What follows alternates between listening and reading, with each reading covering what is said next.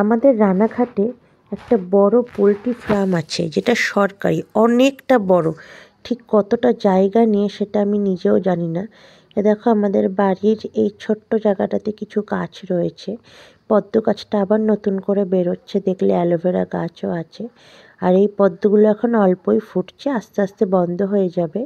শীতে ফুল অনেক কম ফুটছে, তারপরে আবার বেশি ফুটবে। দেখো আমি, মেয়ে আর বাবা সকালবেলায় চলে গেছিলাম ওই সরকারি পোলট্রিতে। অ্যাকচুয়ালি আমার কোনো দিনও যাওয়া হয়নি এত বছরে। আমি একটু দরকারেই গেছিলাম যে ওখানে কোনো ভিডিও শ্যুট করা যায় কি না।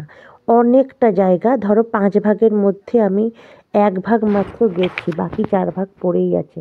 দেখতে পাচ্ছ কি পরিমাণে জঙ্গল। এই দেখো এখান থেকে কিন্তু মাটি কেটে নিয়ে যায় লোকজন, কারোর কিছু বলার নেই। সরকারি জায়গা, কোয়ার্টারে এখন অতটা লোকজন থাকে না, থাকে অল্প বিস্তর থাকে। ফার্মটা অল্প আছে, বেশি নেই। আগে অনেক মুরগি থাকতো, এখন অল্প কিছু রয়েছে। এই দেখো এদের কোয়ার্টারগুলো ভেঙে চুরে লোকজন নিয়ে গেছে, দরজা জানলা কিছুই আর বাদ দেয়নি। ঠিক আছে, এটা হলো আমাদের সমাজ, যা হয়ে থাকে।